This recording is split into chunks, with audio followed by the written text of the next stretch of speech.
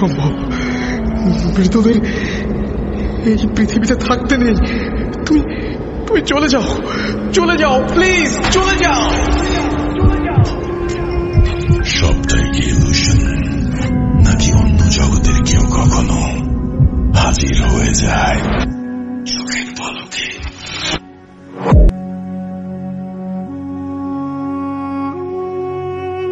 আরো একবার আপনাদের সবাইকে স্বাগত জানাচ্ছি। আমি রাসেল। আশা করছি আপনারা সবাই ভালো আছেন এবং ভালোর দলে আছেন।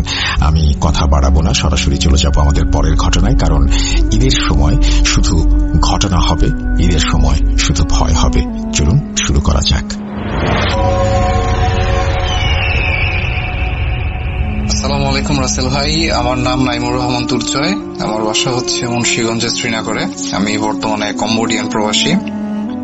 তো রাসেল ভাই, আমি আপনার একজন নীরব শ্রোতা এবং আমি আপনার ভূত.com পরিবারের একজন সদস্য। কেননা আমি প্রায় নিয়মিত এখন এই প্রোগ্রামটা শুনি কাজের সময়। যদিও রাসেল ভাই আমি 2013-14 সাল থেকে ভূত FM নিয়মিত শুনতাম, কিন্তু তখন রাত জেগে শোনা হতো না ভয়ের কারণে। পরবর্তীতে একটা কম্পিউটারের দোকান থেকে সংগ্রহ করে পরবর্তীতে শোনা হতো। তো যাই হোক রাসেল ভাই, এটি আমার পাঠানো প্রথম ঘটনা। আমি আজকে যে ঘটনাটি শেয়ার করতে চাই সেটা মূলত হচ্ছে আমার এক পাকিস্তানি একজন বন্ধুর কাছ থেকে শোনা। তার নাম হচ্ছে মালিক। আমি তার মতো করেই রাসেল ভাই ঘটনাটি বলার চেষ্টা করছি। তো সরাসরি আমি ঘটনায় চলে যাচ্ছি রাসেল ভাই। ঘটনাটি খুব রিসেন্ট সময়ের একটি ঘটনা। তিনি একটি ক্যাসিনোতে কাজ করতেন সিয়ানক নামক একটি শহরে, এবং সেই কোম্পানির অবস্থান ছিল রাসেল ভাই ঠিক সমুদ্রের পাশে। তো কোম্পানি থাকার জন্য এমপ্লয়ীদেরকে কোম্পানির কাছেই, মানে কোম্পানি থেকে খুব বেশি দূরে না, কাছেই মোটামুটি একটা পুরাতন হোটেলে ওই স্টাফ আর এমপ্লয়ীদের থাকার জন্য সেই হোটেলটা ঠিক করেন আর কি। তো সেটা ছিল রাসেল ভাই খুবই পুরাতন একটা হোটেল, পুরাতন মডেলের হোটেল। আর এই ভবনটি ছিল 5 তলা এবং বেশিরভাগ রুমে ছিল রাসেল ভাই পরিত্যক্ত, উনি যেমনটা আমাকে বলেছিলেন। তো তাকে 5 তলার একটি রুম দেওয়া হয়। সেই রুমের সাথে অন্য কোনো রুম ছিল না। তাকে যে রুমটি দেওয়া হয়েছিল তার বিবরণ অনুযায়ী রুমটা ছিল একদম কর্নারের সাইডে। যেখান তার রুমের সাথে শুধু ছাদে ওঠার একটা সিঁড়ি ছিল, কিন্তু সিঁড়িটি ছিল লক করা। আর এখানে কিছু ময়লা টলা আবর্জনা ছিল আর কি, এটা পরিত্যক্ত ছিল, সিঁড়িটা আটকানো ছিল। যাই হোক রাসেল ভাই, যদি আপনি চান আমি তার কাছ থেকে কিছু ছবি সংগ্রহ করে আমি আপনাকে পাঠাতে পারি। তো যাই হোক, আমি এখন মূল ঘটনাতে আসি রাসেল ভাই। তো প্রতিটি রুমে রাসেল ভাই 4 জন করে থাকতেন। অন্য রুমগুলোতে অবশিষ্ট সিট না থাকায় তাকে আলাদা একটা রুম দেওয়া হয় এবং তিনি সেখানে একাই থাকতেন। যেহেতু তিনি নতুন এসেছেন, তিনি একাই থাকতেন, অন্য রুমগুলা ফুল থাকায়। তো তার কথা অনুযায়ী আমি সেই রুমের একটু বিবরণ দিচ্ছি। রুমের মধ্যে রাসেল ভাই 2টা বেড ছিল, যেখানে উপরে নিচে করে 4 জন থাকা যায়। মানে 2টা বেডে 4টা সিট। যারা প্রবাসে আছেন তারা জানেন যে সিটগুলো কেমন হয়। সেই রুমে একটি আলমারি টাইপের কিছু একটা ছিল, কাপড় রাখার মতো। বলে রাখা ভালো রাসেল ভাই, তার কাজের সময় ছিল বিকেল 3টা থেকে রাত 3টা পর্যন্ত। তো প্রথম 2 দিন তার কোনো সমস্যা হয় না রুমে, কিন্তু তৃতীয় দিনের মাথায় তিনি যখন ঘুমানোর প্রস্তুতি নিচ্ছিলেন লাইট অফ করে, তো হঠাৎ খেয়াল করলেন তার পাশের বেডে কেউ একজন শুয়ে আছেন এইরকম। তো এরকম একটা মানে অবয়বের উপস্থিতি তিনি লক্ষ্য করেছেন। এইটা তার কাছে একটা মনের ভুল মনে হয়েছে, যে লাইট অফ করলে অনেক কিছুই মানুষ ইমাজিন করে, তো এরকমটা তিনি ভেবেছিলেন। তো যখন তিনি এরকমটা খেয়াল করেন, তো এর কিছুক্ষণ পরে রাসেল ভাই যখন তার মানে তন্দ্রাভাব চলে আসে, তখন তার উপরে যে সিট তো সেইখানে মানে কেউ একজন শুয়ে আছে এরকম নড়াচড়া করলে যেরকম একটা অনুভব হয়, মানে যেরকম একটা শব্দ হয়, এই শব্দটা তিনি অনুভব করতেছিলেন। মানে কেউ উপরে বেডে শুয়ে নড়াচড়া করলে যেমনটা মনে হয় সেটা তিনি অনুভব করেন যে তার উপরে কেউ একজন আছেন। তো এতে তিনি রাসেল ভাই ভীষণ ভয় পেয়ে যান। এর পরবর্তীতে তিনি সাথে সাথে লাইট অন করেন। এরপর প্রায় 2 থেকে 3 ঘন্টা তিনি বসে থাকেন। যেহেতু 3টায় তিনি বাসায় আসেন, মানে 3টা পর্যন্ত তার কাজ। তো সকাল হতে হতে 2-3 ঘন্টা পরে সকাল হয়ে যায়। এরপরে তিনি সকালেই ঘুমান ওই দিন যথারীতি। তো এরপর ঘুম থেকে উঠে তিনি কাজে চলে যান। তো কাজ থেকে যখন ওই দিন ফিরে আসেন বাসায়, মানে রুমের মধ্যে যেদিন ফিরে যখন আসেন, তিনি দেখেন যে তার কাপড় চোপড়, তার রুমে যে কাপড় চোপড় গুলো ছিল ওইগুলো সব ফ্লোরের মধ্যে আর কি অগোছাল অবস্থায় সব পড়ে আছে। তো এটা দেখে তিনি একেবারে ভীষণ ভয় পেয়ে যান রাসেল ভাই, কারণ যাওয়ার সময় তিনি রুম লক করে যান। আর তিনি ছাড়া আর অথরিটির লোক ছাড়া কারো কাছে চাবি থাকার কথা না, আর অথরিটির লোক নিশ্চয়ই এটা করবে না। তো এটা দেখার পর তিনি ভয় পেয়ে যান। এরপর তিনি ওই দিন লাইট অন করেই অনেকক্ষণ শুয়ে থাকেন। তো হঠাৎ যখন তার আবার চোখে ঘুম চলে আসে, তখন তিনি মানে ওই রুমের দরজায় ঢোকা দিলে যেরকম শব্দ, ওইরকম শব্দ তিনি শুনতে পান। কয়েকবার ঠক ঠক এরকম শব্দ শুনতে পান। এরপর যখন মানে তিনি মানে ঘুমটা ভেঙে যায় আর কি, এরপর শুনতে পান যে ওয়াশরুমে পানির শব্দ। মানে পানির শব্দ বলতে কেমন, যেমনটা তিনি বলেছেন মানে কল ছাড়লে যেরকম শব্দ হয় পানির, ওই রকমটা না, মানে কেউ পানি নাড়াচাড়া করতেছে বা কাপড় চোপড় ধুইলে যেরকম পানির একটা শব্দ হয় ওরকম শব্দ তিনি শুনতে পান। এরপর তিনি কিছু একটা বলেন, মানে কে এরকম তার ভাষায় আর কি কিছু একটা বলেন। তো এরপর এই শব্দটা চলে যায়। তো রাসেল ভাই তিনি ওই দিনও ঘুমাতে পারেন না। তো এর পরের দিন তিনি কাজে চলে যান এবং তিনি এই ঘটনা কাউকে তখন পর্যন্ত বলে নাই, যেহেতু তিনি নতুন, ওইরকম তার সাথে কারো আন্ডারস্ট্যান্ডিং ছিল না। তো পরের দিন যখন তিনি কাজে যান, কাজ থেকে ফেরার সময়, যেহেতু কোম্পানি থেকে বাসার দূরত্ব ছিল 5 থেকে 7 মিনিটের, তো ওই রাস্তায় হঠাৎ তার সামনে একটা মহিলা চলে আসেন। মহিলাটা দেখতে অনেকটা চাইনিজের মতো, মানে চাইনিজ মহিলাদের মতো আর কি। তিনি ওই মহিলা মানে তিনি বাসায় ফেরার সময় হঠাৎ করে তার কাছে একজন অচেনা মহিলা আসেন এবং চাইনিজ ভাষায় তাকে উত্তেজিত ভাবে কিছু কথা বলেন। মানে তিনি যদিও ভাষা বুঝতেছিলেন না, কিন্তু তার বডি এক্সপ্রেশন বুঝতেছেন যে তিনি খুব রাগান্বিত এবং বাজে কিছু বলতেছে আর কি। আর তার চোখ ছিল লাল। তো মনে হচ্ছিল তার উপর তিনি ভীষণ ক্ষিপ্ত। তো যাই হোক, সেখান থেকে তিনি রুমে চলে আসেন। তিনিও ওইখানটাতে খুব ভয় পেয়ে যান। রুমে যখন আসেন রাসেল ভাই, তো রুমে ঢোকার পরে যখন তিনি ফ্রেশ হতে যাবেন, তো ফ্রেশ হওয়ার সময় যখন তিনি ওয়াশরুমে যখন ঢুকবেন আর কি, দরজা খোলেন, তখন দরজা খুলে দেখেন যে ওই যেই মহিলাটা তার সাথে রাস্তাতে ওই চেঁচামেচি করছে, মানে বিরক্ত হয়ে কিছু একটা বলছিল যে চাইনিজ মহিলার মতো দেখছে, ঠিক ওই মহিলাটাকেই উনি ওয়াশরুমে দেখতে পান, যে বিশ্রী একটা হাসি দিয়ে তার দিকে তাকায় আছে আর কি এরকম। তো এটা দেখে তিনি চিৎকার দিয়ে রাসেল ভাই সেন্সলেস হয়ে যান। এরপর তিনি নিজেকে ওই 4th তলায় একটা রুমে নিজেকে মানে জ্ঞান ফেরার পরে সেখানে দেখেন। এরপর কি হয়েছে না হয়েছে সেটা সবাইকে বলেন। এরপর রাসেল ভাই তিনি ওই রুমটা ছেড়ে দেন। এখন তিনি 3rd ফ্লোরে আছেন, সেম হোটেলে 3rd ফ্লোরে আছেন, কিন্তু 5ম তলাতে এখন আর কেউ থাকেন না। তো এই ছিল রাসেল ভাই ঘটনা। যদি ভালো লাগে অবশ্যই লিসেনারদের শোনাবেন। আপনার জন্য শুভকামনা, ভূত.com এর জন্য শুভকামনা, আপনার সুস্বাস্থ্য কামনা করছি। আবার ভূত.com দীর্ঘজীবী হোক। আসসালামু আলাইকুম।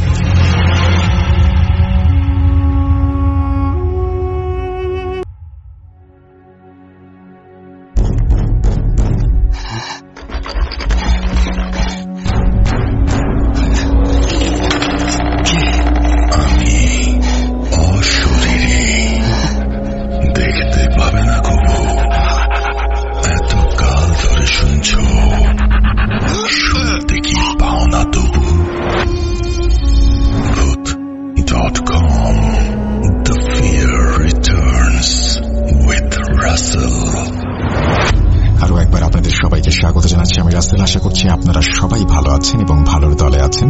আমিও ভালো আছি, ভালোর দলে আছি। কথা না বাড়িয়ে আমরা সরাসরি চলে যাব আমাদের পরবর্তী ঘটনায়। আশা করছি এবারের ঘটনাটিও আপনাদের ভালো লাগবে। চলুন শুরু করা যাক। আসসালামু আলাইকুম রাসেল ভাই ও প্রিয় লিসেনার্স, আশা করি আপনারা সবাই ভালো আছেন ও সুস্থ আছেন। আমি মোহাম্মদ সিফাত আলম ভুট.কমের একজন মডারেটর বলছি চট্টগ্রাম থেকে। তো আজকের যে ঘটনাটি আমি শেয়ার করতে যাচ্ছি সেই ঘটনাটি আমাকে পাঠিয়েছেন ইউএস প্রবাসী এক ভাই, যার নাম হচ্ছে আরিফ ভাই। তো আমি সাধারণত ঘটনাগুলো লিখে পাঠাই, অডিও ক্লিপ সাধারণত খুব একটা আমি পাঠাই না। তো সময় স্বল্পতার জন্য আর ব্যস্ততার জন্য আমাকে এবার ঘটনাটি আসলে অডিও আকারে পাঠাতে হলো। তো চলুন আরিফ ভাইয়ের ঘটনায় চলে যাই। তো আরিফ ভাইয়ের ফ্যামিলি তারা যখন ছোট ছিল তখন থেকে বেশ গরিব টাইপের একটা ফ্যামিলি ছিল। তো সেই ফ্যামিলিতে আরিফ ভাইদের ছিল আরিফ ভাইয়ের বাবা, আরিফ ভাইয়ের মা, আর আরিফ ভাই এবং তার বোন। তার বোনের নাম হচ্ছে সাদিয়া। তো সাদিয়া আপু তাদের এই গরিব অবস্থা বা তাদের যে দিন আনা দিন খাওয়া অবস্থা, এটা নিয়ে উনি বেশ কমপ্লেন করতেন। তার মধ্যে এরকম একটা অবস্থা যে আমাদের আশেপাশে এত ধনী মানুষ, আমার ক্লাসমেটরা এত ধনী, আল্লাহ তাআলা শুধু তাদেরকে সবকিছু দিলেন, আমাদেরকে কেন দিলেন না? তখন ওনার মা ওনাকে বলতেন যে মা দেখো, এটা আসলে আল্লাহ তাআলার একটা পরীক্ষা। আমরা তো আমাদের সব জায়গায় জানি, আমাদের হাদিসেও আছে যে দুনিয়া হচ্ছে আখিরাতের শস্যক্ষেত্র।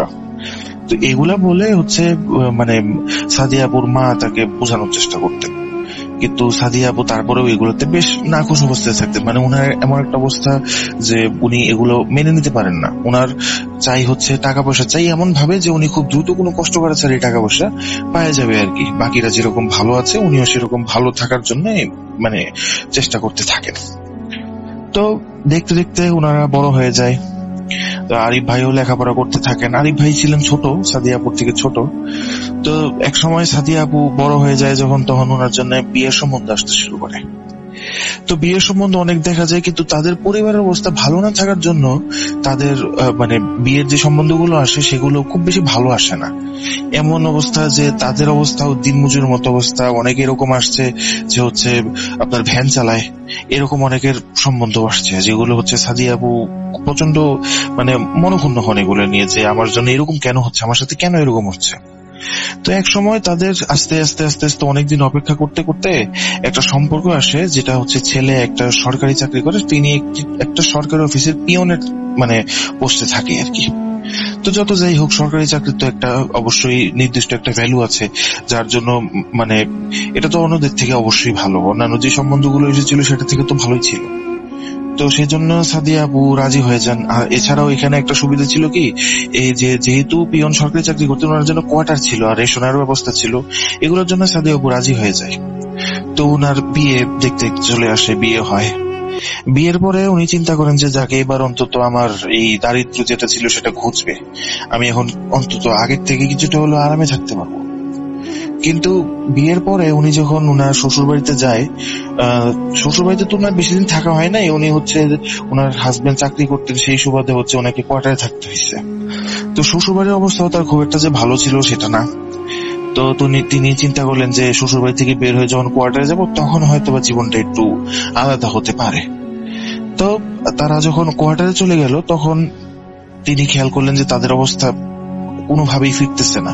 এরকম একটা অবস্থা যে বেতন পাচ্ছেন ওইটা শুধু পরিবার চালানোর ক্ষেত্রেই খরচ হয়ে যাচ্ছে, জমতেছে না কিছুই। উনি কোনো আরামায়েশও করতে পারতেছেন না বা নিজের পছন্দ মতো কোনো জিনিসও কিনতে পারতেছেন না, এরকম অবস্থা। তো এটা নিয়ে উনি বেশ মনক্ষুণ্ণ হন। উনার আবার এক দেবর ছিল। উনার দেবর একটা সরকারি ভার্সিটিতে তখন লেখাপড়া করতো, অনার্স পড়াশোনা করতেছিল, আপনার রসায়ন রসায়ন বিভাগ থেকে অনার্সে পড়ছিল। তো উনার সেটাই ছিল শেষ বছর অনার্স কমপ্লিট করার। সেই ভার্সিটিতে উনার এক মেয়ের সাথে পরিচয় হয়। ওই মেয়ের বাবা আবার ছিল বিশাল বড় লোক, তাদের বেশ বড় সড়ো বাড়ি ছিল। তারপর তারা বেশ ধনী ছিল, বাড়ি ছিল, গাড়ি ছিল, ওই চাকর টাকর ছিল, এরকম ভাবে আর কি। ওনারা বেশ বড় লোক টাইপের ছিল আর কি। তো দেখা যায় যে এক সময় সাদিয়া আপুর হাজবেন্ডের ভাইয়ের সাথে ওই মেয়েটার বিয়ে হয়ে যায়। এটা বেশ আনএক্সপেক্টেড ছিল। বিয়েটা হওয়ার পেছনে কারণটা ছিল কি, সাদিয়া আপুর যে দেবর ছিল সে ভার্সিটি থেকে পড়ালেখা শেষ করার পর বেশ ভালো একটা চাকরিতে জয়েন করে, যার জন্য তার ওয়াইফের ফ্যামিলির তরফ থেকে কোনো ঝামেলা টামেলা হয়নি আর কি। তো সাদিয়া আপুর হাজবেন্ডের নাম ছিল করিম, আর তার ভাইয়ের নাম ছিল আসিফ। তো আসিফ ভাই বিয়ের পরে হচ্ছে তার শ্বশুর বাড়ি থেকে তাকে হচ্ছে একটি বাড়ি গিফট করা হয়। আসিফ ভাইয়ের ওয়াইফের নাম ছিল রেহানা। তো রেহানা আপুর বাবা হচ্ছে মানে আসিফ ভাইকে একটি বড় বাড়ি গিফট করেছিলেন, আর তাদের ব্যবহারের জন্য একটি গাড়ি দিয়েছিলেন। তো বাড়িটা বেশ বড় ছিল। বাড়িটা বেশ বড় থাকার জন্য আসিফ ভাই চিন্তা করেন যে ঠিক আছে, তাহলে আমার ভাই আর ভাইয়ের বউ এই বাড়িতে থাকুক। তো তিনি হচ্ছে তার ভাই আর ভাইয়ের বউকে এই বাড়িতে এনে রাখেন। অন্যদিকে সাদিয়া আপু যখন এই বাড়িতে আসেন তখন তো ওনার চোখ ছানা বড় হয়ে যায়। এত বড় বাড়ি, গাড়ি, তারপরে কাজকর্ম সাহায্য করার জন্য কাজের লোক, এগুলো দেখে উনি আসলে মানে পাগলের মতো হয়েছে। উনি চিন্তা করে ফাইনালি আমার অবস্থা ফিরলো, আমি এখন আরাম করে থাকবো। কিন্তু 2 দিন পরে তার এই ধারণাটাও ভুল প্রমাণিত হলো।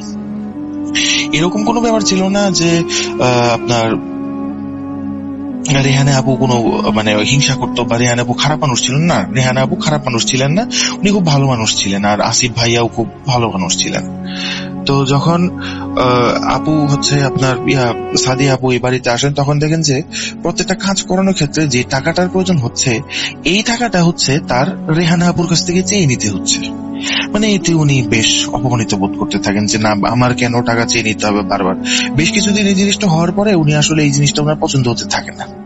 তো ওনার মনে রেহানা আপুর জন্য বেশ বড় ধরনের হিংসা কাজ করতে শুরু করে যে না, কেন ও এরকম থাকবে, আমি কেন এরকম থাকবো। এই ব্যাপারটা নিয়ে উনি বেশ মানে হিংসায় পরিপূর্ণ হয় ওনার মন। তো এরকম চলতে থাকে। এক সময় ওনার হিংসা এত পরিমাণ বেড়ে যায় যে উনি মানে হিতাহিত জ্ঞান হারিয়ে ফেলেন। ওনাদের বাসায় এক দর্জি মহিলা আসতো। ওই মহিলা হচ্ছে তাদের কাপড় চোপড় সেলাই করতো, বিশেষ করে সাদিয়াপুর কাপড় চোপড় সেলাই করতো, আর হচ্ছে তার হাজবেন্ডের। ওই দর্জি মহিলা ওনাদেরই কাজ করতেন শুধু, কিন্তু আসিফ ভাই আর হচ্ছে রেহানা আপুর কাপড় চোপড় যা আছে ওনারা মার্কেট থেকে রেডিমেড কিনে নিয়ে আসতেন। তো ওই দর্জির কাছে একদিন বসে বসে কথা বলতেছেন। তো কথায় কথায় একসময় তার মুখ দিয়ে কিছু কথা বের হয়। উনি বলতে থাকেন দর্জির কাছে যে আমি যদি কোনোভাবে সুযোগ পাইতাম এদেরকে মেরে ফেলার বা এদেরকে আমার রাস্তা থেকে সরিয়ে ফেলার, তাহলে হচ্ছে এই সমস্ত সম্পত্তি, বাড়ি গাড়ি সবকিছুর মালিক আমি হতাম। তাহলে আমার আর কোনো সমস্যাই হতো না, আমি রানীর হালে থাকতে পারতাম। এরকম একটা কথা বলে বসে উনি। তো এই কথাটা শোনার পর দর্জি যে মহিলাটা আছে সে ওখান থেকে তখন মানে এই কথাটা শুনে বেশ অবাক হয়ে ওখান থেকে চলে যায়। তো অন্যদিকে আবার হচ্ছে সাদিয়া আপু চিন্তা করতে থাকে, আমি তো ওনাকে এই কথাটা বলে ফেললাম, এখন এই মহিলা যদি গিয়ে অন্য কাউকে আমার এই বলা কথাগুলো বলে দেয় তাহলে তো সবাই মিলে এসে আমাকে ধরবে, তখন আমি কই যাব। পরের দিন হচ্ছে দর্জি মহিলা আবার আসে। আসার পরে উনি মনে মনে ওনাকে দেখে খুশি হয়, কারণ সাদিয়া আপু মনে মনে চিন্তা করতেছে উনি মহিলা আসলে ওনার সাথে কথাবার্তা বলে এগুলা বলবেন যে আমি এগুলা শয়তানি করছি তোমার সাথে বা মজা করছি, এগুলা কাউকে বলিও না। তো যখন ওই দর্জি মহিলা আসে তখন হচ্ছে সাদিয়া আপুকে দেখে বলে যে আপা আপনি কালকে আমাকে একটা কথা বলছিলেন, যে কথাটা শোনার পর আমি চলে তো গিয়েছিলাম। শুরুতে আমার আসলে আপনার কথা শুনে বিশ্বাস হচ্ছিল না, পরবর্তী চিন্তা করলাম যে না, আমি আপনাকে এই কাজে সাহায্য করতে পারবো। তার এই কথা শোনার পর সাদিয়া আপু তো চিন্তা করলে ব্যাপার কি, যে ভাবলাম হচ্ছে বাইরের মানুষকে গিয়ে হয়তো বা বলে দিতে পারে, কিন্তু না, সে তো দেখি আমাকে সাপোর্ট করার জন্য আসছে। তারপর যখন ওই মহিলাকে জিজ্ঞেস করলেন সাদিয়া আপু যে তাহলে আমি কিভাবে কি করতে পারি, তুমি আমাকে একটা পথ দেখাও। তারপর ওই দর্জি মহিলা বললেন যে আমি একজন কবিরাজকে চিনি, যে কবিরাজ আপনার এই কাজ করে দিতে পারবে, আপনি তার সাথে দেখা করতে পারেন। কবিরাজের বাড়ি হচ্ছে আমার গ্রামের বাড়ি থেকে সামান্য একটু দূরে, উনি একটা কবরস্থানের ভিতরে থাকেন, ওইখানেই কাজকর্ম করেন। তো সাদিয়া আপু তার হাজবেন্ডের কাছে বলেন গিয়ে যে আমি একটু বাড়িতে যাচ্ছি, মায়ের সাথে কিছুদিন থেকে আসি, মায়ের জন্য মনটা কেমন করছে। এই কথা বলে উনি আসলে নিজের বাবা বাড়িতে না গিয়ে উনি ওই দর্জি মহিলার সাথে ওনার বাড়িতে যান। ওনার বাড়িতে গিয়ে তারপরে উনি হচ্ছে ওই কবিরাজের সাথে দেখা করে।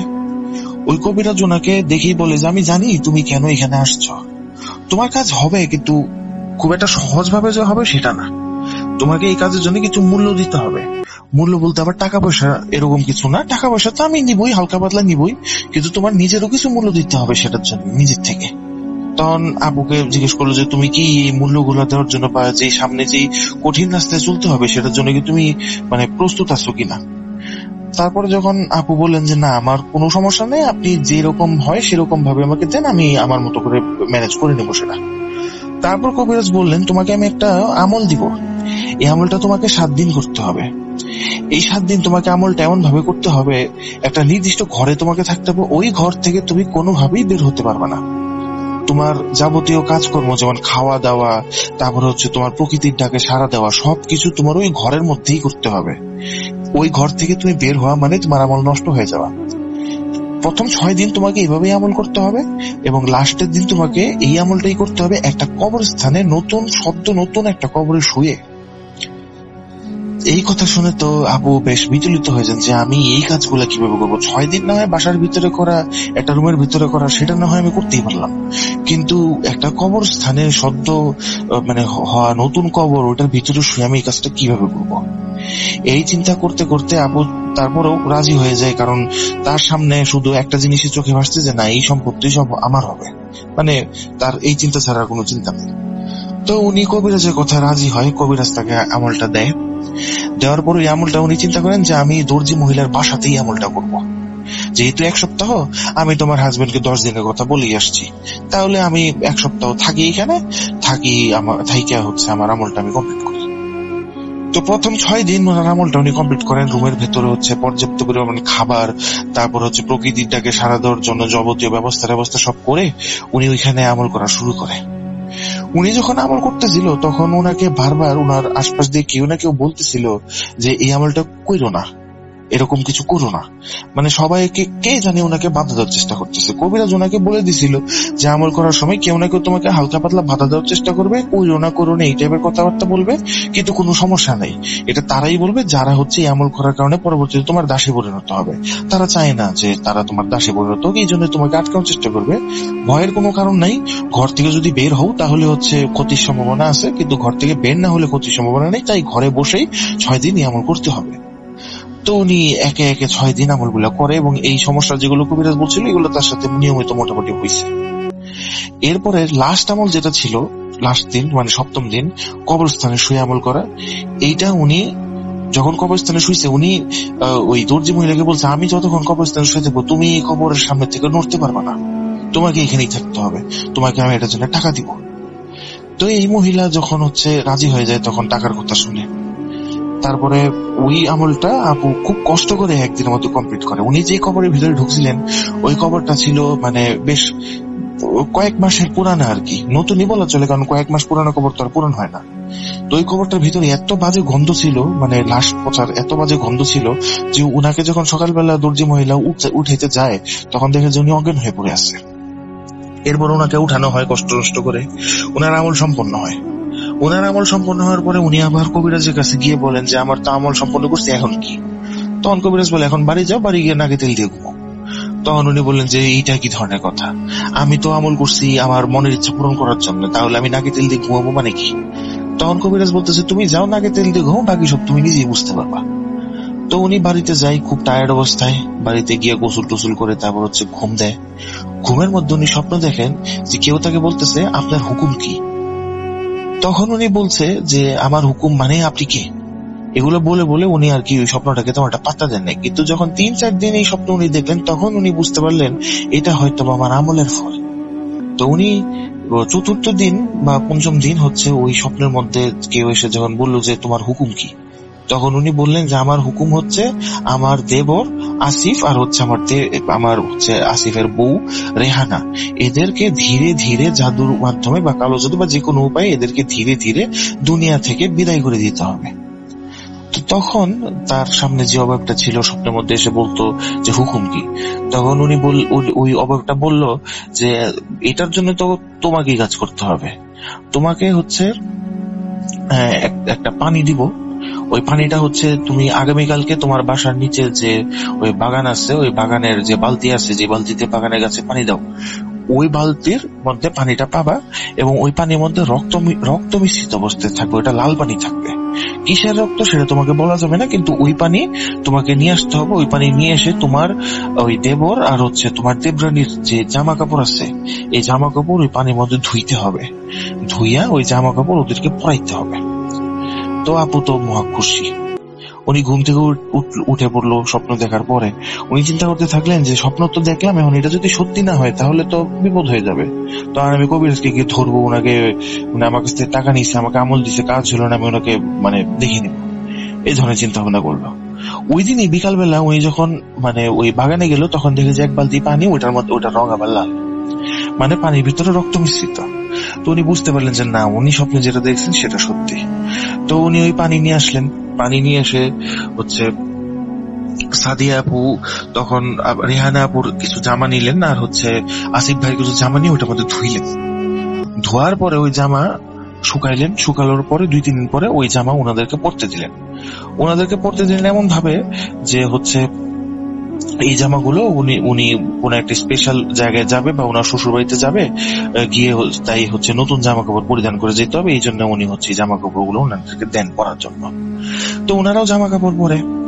ওনারা জামা কাপড় পরার কিছুদিন পর থেকে ওনারা বেশ অসুস্থ থাকতে শুরু করে। দুইজনই দেখা যায় যে কারো একজনের শ্বাসকষ্ট হচ্ছে বা একজন ঠিক মতো কথা বলতে পারতেছেন না। এমন এক সময় আসে যখন হচ্ছে মানে আসিফ ভাইয়ের এক সাইড পুরো প্যারালাইজড হয়ে যায়, আর সাদিয়া আপুর হচ্ছে আপনার 2বার স্ট্রোকও হয়ে যায় এর মাঝখানে। এটা মোটামুটি হচ্ছে 2-3 মাসের ব্যবধানের মধ্যে এরকম হয়। তো ধীরে ধীরে ধীরে ধীরে তাদের অসুস্থতা বাড়তে বাড়তে এক সময় তারা মারা যান। তারা মারা যাওয়ার পর সাদিয়া আপু যখন রেহানা আপু আর হচ্ছে আসিফ ভাই মারা গেলেন, তখন সাদিয়া আপু চিন্তা করলেন যে যেহেতু ওনারা মারা গেছে, এখন আমি হচ্ছে নাটক করি, তাদেরকে অনেক পছন্দ করতাম, আমি অনেক ভালোবাসতাম, এটা দেখানোর জন্য নাটক করি হচ্ছে রেহানার পরিবারের সামনে, রেহানা আপুর পরিবারের সামনে। তাহলে হচ্ছে এই বাড়িটা আর গাড়িটা অন্তত আমার কাছ থেকে কেড়ে নেবে না, কারণ রেহানা আপু ছিলেন তাদের একমাত্র মেয়ে। তো সাদিয়া আপু মানে রেহানা আপুর বাবা মার কাছে গিয়ে বললেন যে আপনার এক মেয়ে গেছে, তো কি হয়েছে, আমি তো আপনার মেয়ে, আমাকে আপনার মেয়ে ভাবেন, আমি আপনার মেয়ে, আপনার সাথে আমি সবসময় আছি। তো এইভাবে উনি হচ্ছে নাটকগুলো করে। এই নাটকগুলো করার পর উনি এই বাড়ি তো আর রেহানা আপুর বাবা মা নিয়ে নেন নাই, ওনার কাছ থেকে গাড়িও নেন নাই। তো উনি বাড়ি আর গাড়ির মালিক হয়ে যান।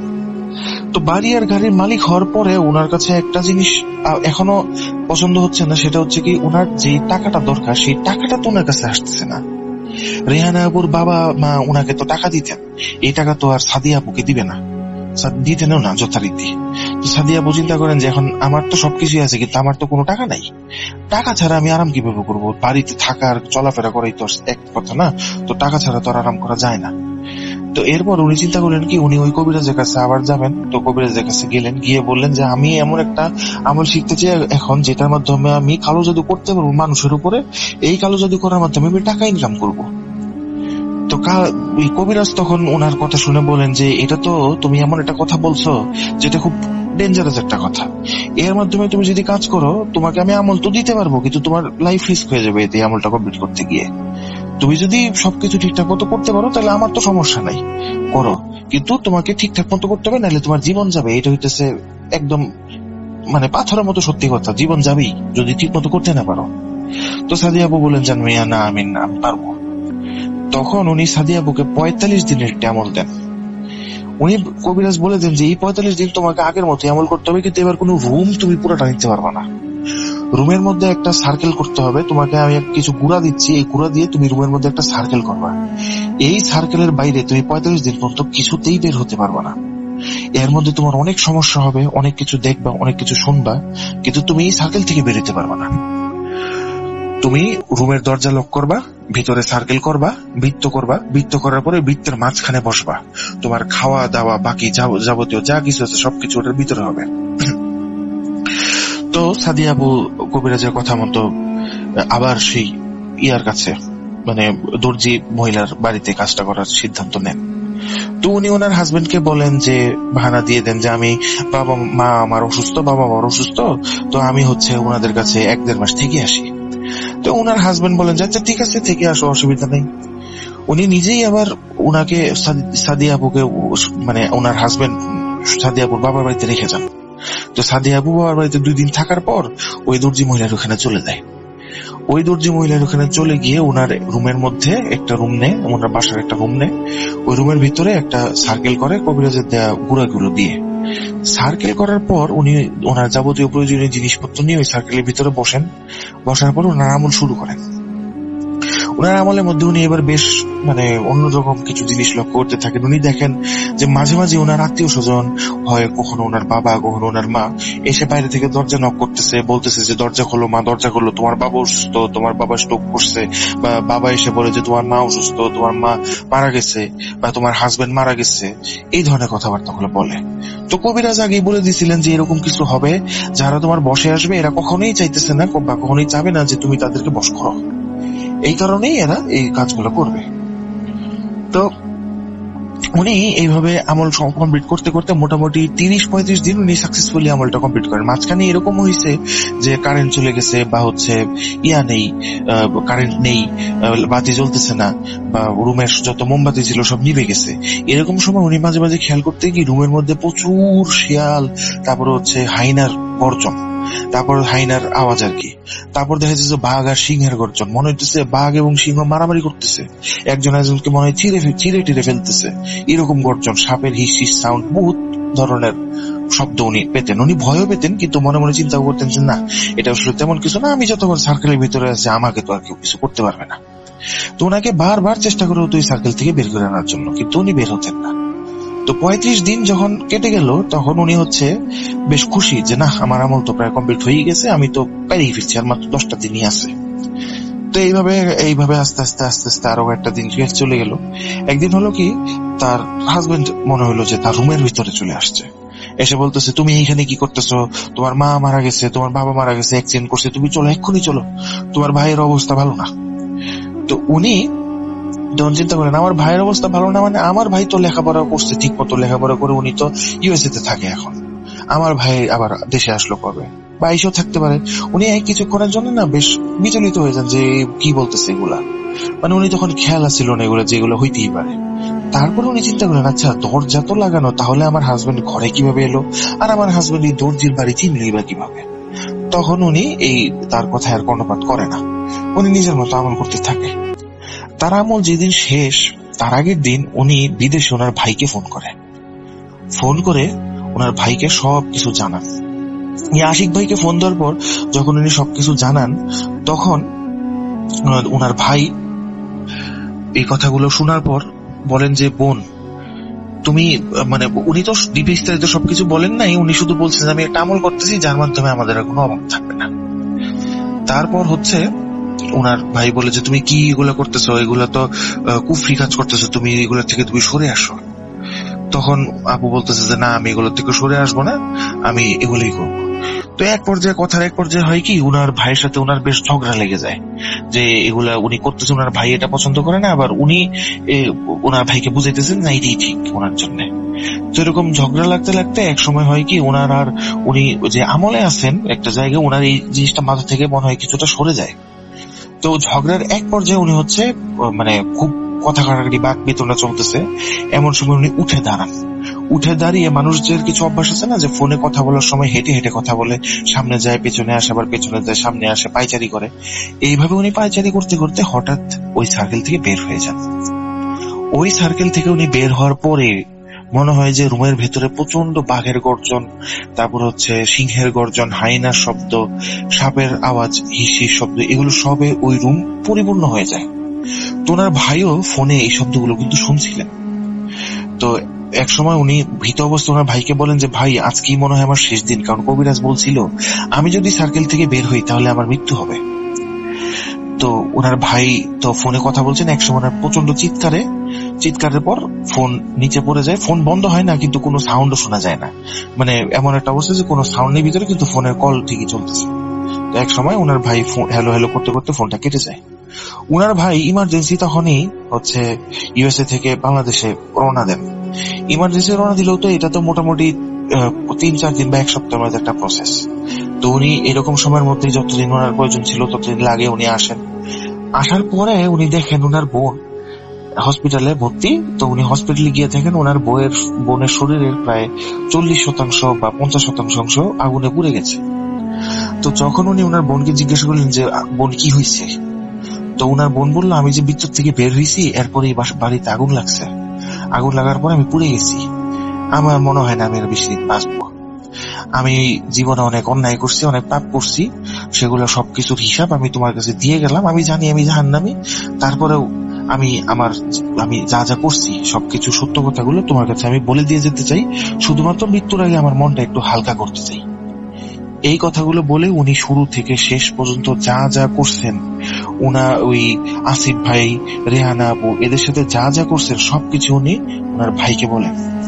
ওনার ভাইকে এই কথা বলার পর ওনার ভাই মানে মনে মনে চিন্তা করেন যে এটা কি আসলে আমার বোন, নাকি এটা কোনো আসলে শয়তান।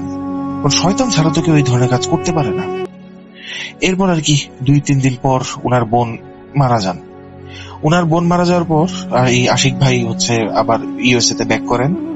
ইউএসএ ব্যাক করার পর উনি আর কখনো বাংলাদেশে আসেন নাই। তো উনি আমার কাছে ঘটনাটি শেয়ার করেন ইউএসএ থেকেই। মানে একদিন ফেসবুক ওনার সাথে আমার কথাবার্তা হচ্ছিল, তো উনি আমাকে তখন ঘটনাটি বলেন। আমি হচ্ছে ওনার কাছ থেকে শুনি ঘটনাটি আজকে আর কি আপনাদেরকে রেকর্ড করে পাঠালাম। তো আজকের মতো বিদায় নিচ্ছি, ফিরে আসবো নতুন কোনো দিন নতুন কোনো ঘটনা নিয়ে। ততদিন পর্যন্ত আপনারা সবাই ভালো থাকুন এবং সুস্থ থাকুন এবং